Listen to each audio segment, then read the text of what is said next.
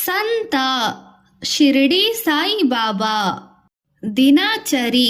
ಬಾಬಾ ಬೆಳಗಿನ ಜಾವ 5 ಗಂಟೆಗೆ ಏಳುವರು. ಪ್ರಾತರ್ ವಿಧಿಗಳಾದ ಮೇಲೆ 1 ತಾಸು ಧೂನಿ ಎದುರು ಕೂತು ಧ್ಯಾನ ಮಾಡುವರು. ಅನಂತರ ಚಾವಡಿಯಲ್ಲೋ ಮಾರುತಿ ಗುಡಿಯಲ್ಲೋ ಸಾಧುಗಳೊಂದಿಗೆ ಮಾತುಕತೆ. ಬಿಸಿಲೇರುತ್ತಿದ್ದಂತೆ 4 ಮನೆಗಳಿಗೆ ಮಾತ್ರ ಹೋಗಿ ಭಿಕ್ಷೆ ಬೇಡುವರು.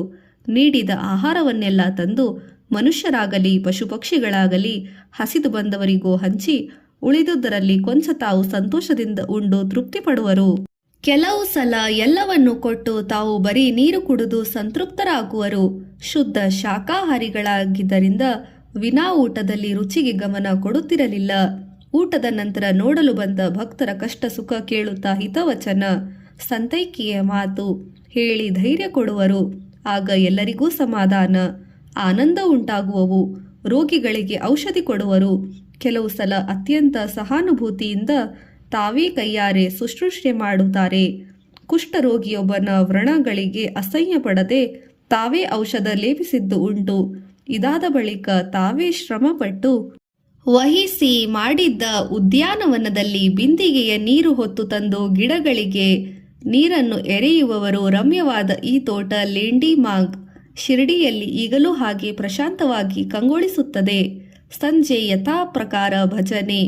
ಬಾಬಾರ ಉಡುಗೆ ಬಹು ಸರಳ, ಉದ್ದವಾದ ಕಂಬನಿ ತೇಪಿ ಹಾಕಿ ಚಿಂದಿ ಬಟ್ಟೆಯದು. ಅವರು ತಲೆಯ ಕೂದಲಿಗೆಂದು ತೆಗೆಸಲಿಲ್ಲ. ಕೂದಲು ಸ್ವಲ್ಪವೂ ಕಾಣದಂತೆ ಬಟ್ಟೆಯನ್ನು ಸುತ್ತಿ ಓರೆಗೆ ಗಂಟು ಹಾಕುತ್ತಿದ್ದರು. 1 ಜೋಳಿಗೆ ಡಬ್ಬಿ, ಮಲಗಲು 1 ಗೋಣಿತಾಟು, ನೀರಿಗೆ 2 ಮಣ್ಣಿನ ಮಡಿಕೆ, 1 ಲೋಟ ಫಕೀರರ ಸಟ್ಕ, 1 ತುದಿಯಲ್ಲಿ ಬಳೆ ಇರುವ ಕಬ್ಬಿಣದ ಇಕ್ಕಳ ಮತ್ತು 1 ತಂಬಾಕು ಸೇದುವ ಚಿಲುಮೆ. ಬಾಬಾ ಸಾಹೇಬ್ ಡೆಂಗಳ್ಳೆ ಎಂಬ ಭಕ್ತರು ಬಾಬಾ ನೆಲದ ಮೇಲೆ ಮಲಗುವುದನ್ನು ನೋಡಲಾರದೆ ತೂಗು ಮಂಚವಾಗಿ ಬಳಸಬಹುದೆಂದು 1 ಮರದ ಹಲಗೆ ಕೊಟ್ಟಿದ್ದರು. ಇಷ್ಟೇ ಅವರ ಆಸ್ತಿ. ಅನಾವಶ್ಯಕವಾದ ಯಾವ ವಸ್ತುವು ಅವರ ಸಂಗ್ರಹಿಸು ಇಡುತ್ತಿರಲಿಲ್ಲ. ಅನಾವಶ್ಯಕವಾದ ಅರ್ಥವಿಲ್ಲದ ಮಾತು ಆಡುತ್ತಿರಲಿಲ್ಲ.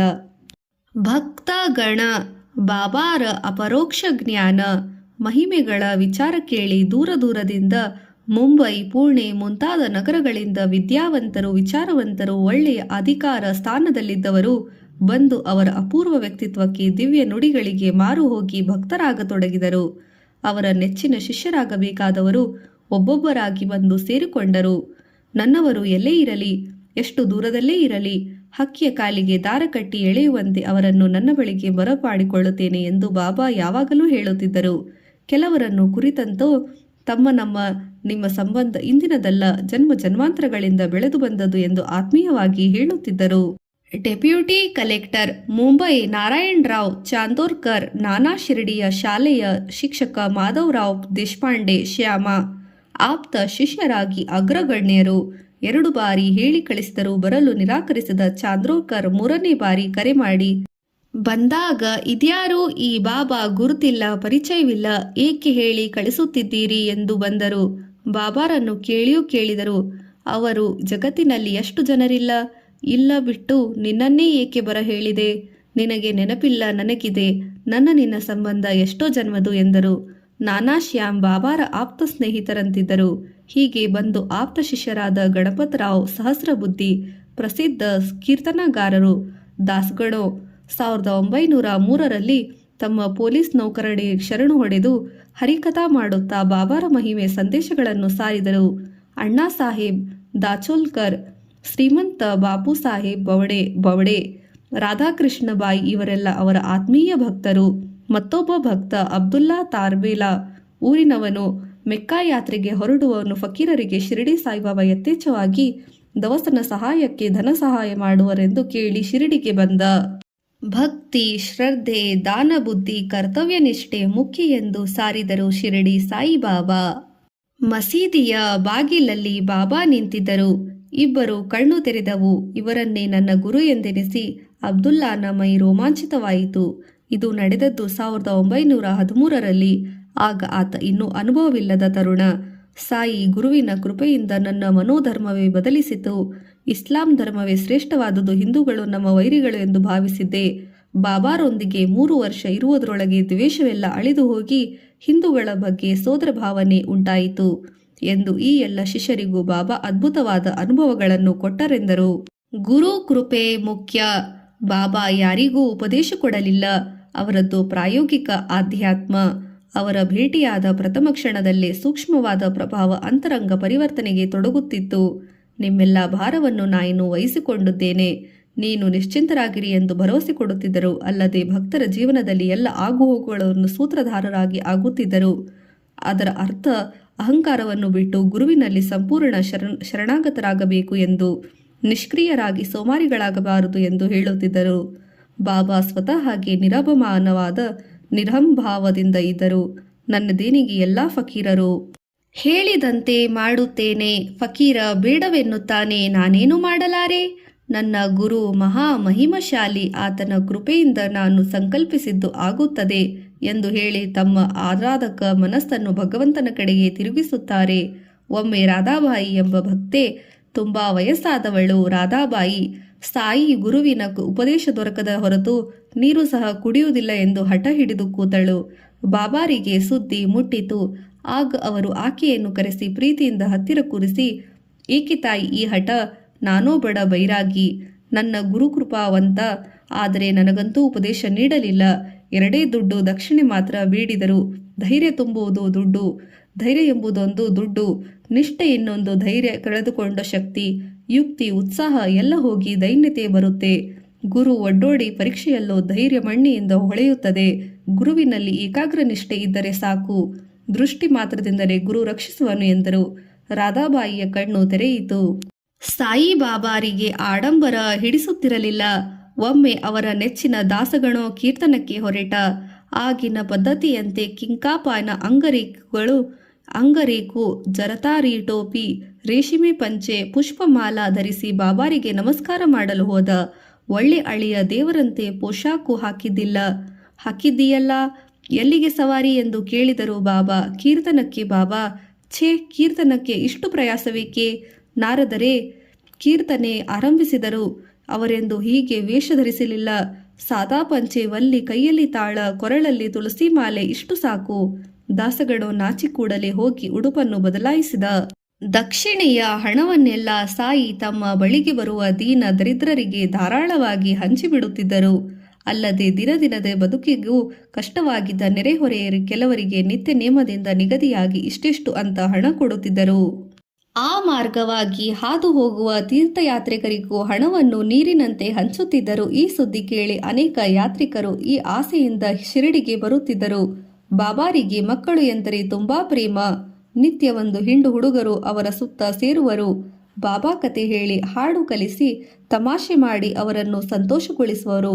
ಅವರು ಪೀಡಿಸಿ ಬಾಬಾರಿಂದ ಬಯಸಿಕೊಂಡರೂ ಮೊಂಡು ಹಿಡಿದು ಚಿಲ್ಲರೆ ಕಾಸು ಇಸಿದುಕೊಂಡು ಓಡಾಡುತ್ತಿದ್ದರು. ಯೋಗ್ಯತೆಗೆ ತಕ್ಕ ಮಾರ್ಗದರ್ಶನ. ಬಾಬಾ ತಮ್ಮ ಬಳಿಗೆ ಬಂದವರಿಗೆ ಅವರವರ ಅಗತ್ಯ ಯೋಗ್ಯತೆಗೆ ತಕ್ಕಂತೆ ಮಾರ್ಗದರ್ಶನ ನೀಡುತ್ತಿದ್ದರು. ನನ್ನ ಉಗ್ರಾಣ ಸಮೃದ್ಧವಾಗಿದೆ, ಆದರೆ ಅವರವರ ಪವಚನ ಶಕ್ತಿಗೆ ಅನುಗುಣವಾಗಿ ಬಡಿಸುವ ಎನ್ನುತ್ತಿದ್ದರು. ಒಂದು ಸಲ ಒಬ್ಬ ಭಾಗವತ ಆತುರವಾಗಿ ಬಂದು, ನೀವು ಬಹುಬೇಗ ಬ್ರಹ್ಮದರ್ಶನ ಮಾಡಿಸುತ್ತೀರೆಂದು ಕೇಳಿ ಬಂದಿದ್ದೇನೆ. ನನಗೆ ಬೇರೇನೂ ಬೇಡ, ಬ್ರಹ್ಮದರ್ಶನ ಮಾಡಿಸಿರಿ ಸಾಕು ಎಂದು ಕೈ ಮುಗಿದು ನಿಂತ. ಅವರು ನಗುತ್ತಾ, ಆಹಾ, ಎಂಥ ಆಸೆ! ಎಲ್ಲರೂ ಕೀರ್ತಿ ಸಂಪತ್ತು ಕೇಳುತ್ತಾರೆ. ಬ್ರಹ್ಮಜ್ಞಾನವನ್ನು ಕೇಳುವ ನೀನೊಬ್ಬನಾದರೂ ಬಂದೆಯಲ್ಲ, ಬಹಳ ಸಂತೋಷ ಆಗಲಿ, ಬ್ರಹ್ಮದರ್ಶನ ಮಾಡಿಸುತ್ತೇನೆ, ಕುಳಿತುಕೋ ಎಂದರು. ಅವನಿಗೆ ಚೆನ್ನಾಗಿ ತಿಳಿಯುವಂತೆ ಒಬ್ಬ ಹುಡುಗನನ್ನು ಅವರಿಗೆಲ್ಲರಿಗೂ 5 ರೂಪಾಯಿ ಸಾಲ ತರಲು ಓಡಾಡಿಸಿದರು. ಹೀಗೆ ಒಬ್ಬ ಹುಡುಗನನ್ನು ಅವರಿವರಲ್ಲಿ 5 ರೂಪಾಯಿ ಸಾಲ ತರಲು ಓಡಾಡಿಸಿದರು. ಸಾಲ ಎಲ್ಲೂ ಹುಟ್ಟಲಿಲ್ಲ. ಅಷ್ಟು ಹಣ ಅತ್ಯಗತ್ಯವಾಗಿ ಕೊಡಲೇಬೇಕು ಎಂಬಂತೆ ಚಟಪಡಿಸಿದರು. ಈ ವಿಳಂಬವನ್ನು ಭಾಗವತ ಸಹಿಸದಾದ. ಜೇಬಿನಲ್ಲಿ 250 ರೂಪಾಯಿಗಳಿದ್ದರೂ ಗುರುವಿಗೆ ತುರ್ತಾಗಿ ಹಣ ಏಕೆ ಬೇಕಾಗಿದೆಯೋ ಕೊಟ್ಟು ಬಿಡೋಣ ಎಂದೆನಿಸಲಿಲ್ಲ. ಆತನಿಗೆ ಎಲ್ಲೇ ಮತ್ತೆ ಜಾಗೃತೆ ಬ್ರಹ್ಮದರ್ಶನ ಮಾಡಿಸಿರಿ ಎಂದು ಅವಸರಪಡಿಸಿದ. ಆಗ ಅವರು, ನಿನಗೆಂತಹ ಬ್ರಹ್ಮದರ್ಶನ? ಅದಕ್ಕಾಗಿ ಸರ್ವತ್ಯಾಗಕ್ಕೂ ಸಿದ್ಧರಾಗಿರಬೇಕು. ಲೋಭಿಯಾದ ನಿನಗೆ ನಿನ್ನ ಬ್ರಹ್ಮದರ್ಶನವು ಬ್ರಹ್ಮನು ನಿನ್ನ ಜೇಬಿನಲ್ಲೇ ಕೂತಿದ್ದಾನೆ ನೋಡಿ ಅಂತೂ ಸಂತೋಷಪಟ್ಟು ಎಂದರು. ಆತ ದಿಗಿಲು ಬಿದ್ದು ಕಾಲಿಗೆರಗಿದ. ವೈರಾಗ್ಯ ಮೂರ್ತಿಯಾಗಿದ್ದರು. ಬಾಬಾ ಎಲ್ಲರಿಗೂ ಸನ್ಯಾಸಿಗಳಾಗಿರೆಂದು ಹೇಳಲಿ, ದೇಹ ದಂಡಿಸಿದರೆ ಮನೆ ಮಠ ಬಿಟ್ಟು ಓಡಿ ಹೋದರೆ ಸನ್ಯಾಸ ಉಂಟಾಗುವುದೇ? ಅಂತಹ ಸನ್ಯಾಸದಿಂದ ಪ್ರಯೋಜನವಿಲ್ಲ. ಭಕ್ತಿ ಶ್ರದ್ಧೆಯೇ ಮುಖ್ಯ ಎಂದು ಸಾರಿದರು. ದಾನ ಬುದ್ಧಿ ಕರ್ತವ್ಯ ನಿಷ್ಠೆ ಇರುವ ವ್ಯಕ್ತಿ ಸಂಸಾರದಲ್ಲಿದ್ದರೂ ಮುಕ್ತನಾಗುತ್ತಾನೆ ಎನ್ನುತ್ತಿದ್ದರು. ಕಠೋರವಾದ ವ್ರತ ನಿಯಮಗಳನ್ನು, ಅರ್ಥವಿಲ್ಲದ ಸಂಪ್ರದಾಯಗಳನ್ನು ತಮಾಷೆ ಮಾಡುತ್ತಿದ್ದರು. ಬಾಬಾ ಎಂದು ಉಪವಾಸವಿರುತ್ತಿರಲಿಲ್ಲ. ಉಪವಾಸವಿರಲು ಇತರರನ್ನು ಬಿಡುತ್ತಿರಲಿಲ್ಲ. ಅತಿಯಾಗಿ ತಿನ್ನುವುದಾಗಲಿ ಉಪವಾಸವಿರುವುದಾಗಲಿ ಎರಡೂ ಒಳ್ಳೆಯದಲ್ಲ. ಮಿತಾಹಾರಿಯಾಗಿರಬೇಕು, ಮಿತಭಾಷಿಯಾಗಿರಬೇಕು ಎಂಬುದನ್ನು ತಮ್ಮ ಬಾಳಿನ ರೀತಿಯಲ್ಲಿ ತೋರಿಸುತ್ತಿದ್ದರು. ಅನೇಕ ಭಕ್ತರು ಬಾಬಾರ ದರ್ಶನ ಸೇವೆಗಾಗಿ ಶಿರಡಿಗೆ ಬಂದು ತಿಂಗಳುಗಟ್ಟಲೆ ಇರುತ್ತಿದ್ದರು. ಇರಲಿಕ್ಕೆ, ಅಡಿಗೆ ಮಾಡಿಕೊಳ್ಳಲಿಕ್ಕೆ ತಾವೇ ಎಲ್ಲಾದರೂ ಏರ್ಪಾಡಿ ಮಾಡಿಕೊಳ್ಳುತ್ತಿದ್ದರು. ಶ್ರೀಮತಿ ತರ್ಕಟ ಹೀಗೆ ಒಮ್ಮೆ ಬಂದು ಇರುತ್ತಿರುವಾಗ ಒಂದು ದಿನ ಅಡಿಗೆಯೆಲ್ಲ ಮಾಡಿ ಊಟಕ್ಕೆ ಕೂರಬೇಕು ಎನ್ನುವ ಸಮಯದ ಸರಿಯಾಗಿ ಬಾಗಿಲ ಬಳಿ ಹಸಿದ ನಾಯಿಯೊಂದು ಬಂದು ನಿಂತಿತು. ನಿಂತಾಗ ಆ ತಾಯಿ ಕನಿಕರಿಸಿ ರೊಟ್ಟಿಯನ್ನು ತೆಗೆದುಕೊಂಡು ಹೋಗಿ ಹಾಕಿದರು. ಅನಂತರ ತಾವು ಊಟ ಮಾಡಿ ಮಧ್ಯಾಹ್ನ ಸಾಯಿ ದರ್ಶನಕ್ಕೆ ಹೋದರು. ಅವರನ್ನು ನೋಡುತ್ತಲೇ ಬಾಬಾ, ತಾಯಿ, ಇಂದು ನನಗೆ ನೀನು ಕೊಟ್ಟ ರೊಟ್ಟಿ ಬಹಳ ರುಚಿಸಿತು, ತೃಪ್ತಿಯಾಯಿತು ಎಂದರು. ಹಸಿದವರಿಗೆ ಅನ್ನ ಕೊಟ್ಟು ನಂತರ ಊಟ ಮಾಡುವವರಿಗೆ ಯಾವಾಗಲೂ ಕಲ್ಯಾಣ ಕಟ್ಟಿಟ್ಟದ್ದು ಎನ್ನುತ್ತಾರೆ. ಬಾಬಾ ಅನುಗ್ರಹಿಸುತ್ತಿದ್ದ ರೀತಿಯು ವಿಚಿತ್ರವಾಗಿರುತ್ತಿತ್ತು. ಕೆಲವರಿಗೆ ದೂರ ಕೂಡಿಸಿ ಬಹುಕಾಲ ದರ್ಶನವನ್ನೇ ಕೊಡುತ್ತಿರಲಿಲ್ಲ. ಕೆಲವರನ್ನು ದೇಶಾಂತರಕ್ಕೆ ಕಳುಹಿಸಿದರು. ಕೆಲವರನ್ನು ಮಸೀದಿಯಲ್ಲಿ ಇರಿಸಿಕೊಂಡರೆ ಕೆಲವರನ್ನು ಹೊರಗೆ ವಿಠಲನ ಗುಡಿಯಲ್ಲೋ ಛತ್ರದಲ್ಲೋ ಇರಲು ಕಳುಹಿಸಿದರು. ಕೆಲವರನ್ನು ಏಕಾಂತದಲ್ಲಿ ಕುಳಿಸಿ ಗುರುಚರಿತ್ರೆಯನ್ನು, ಭಗವದ್ಗೀತೆಯನ್ನು ಅಥವಾ ಅಂತಹ ಯಾವುದಾದರೂ ಪವಿತ್ರವಾದ ಗ್ರಂಥವನ್ನು ಪಾರಾಯಣ ಮಾಡಿಸುವರು. ಒಬ್ಬರಿಗೆ ಬಂದ ಕೂಡಲೇ ಅಥವಾ ಕೆಲವು ದಿನಗಳಲ್ಲಿ ಕೃಪೆ ದೊರೆಯಿತು. ಇನ್ನೊಬ್ಬರಿಗೆ ವರ್ಷಗಟ್ಟಲೆ ಕಾದರೂ ಫಲವಿಲ್ಲ. ಶಿರಡಿಗೆ ಹೋದೆ, ಸಾಯಿ ದರ್ಶನ ಸಿಕ್ಕಿತು, ಅವರೊಂದಿಗೆ ಮನಸಾರೆ ಮಾತನಾಡಿದೆ, ಶಿರಡಿಯಲ್ಲಿ ಬೇಕಾದಷ್ಟು ದಿನ ಸ್ವಸ್ಥವಾಗಿ ಇದ್ದು ಬಂದೆ ಎಂದು ಹೇಳಲು ಯಾರಿಗೂ ಸಾಧ್ಯವಿರಲಿಲ್ಲ.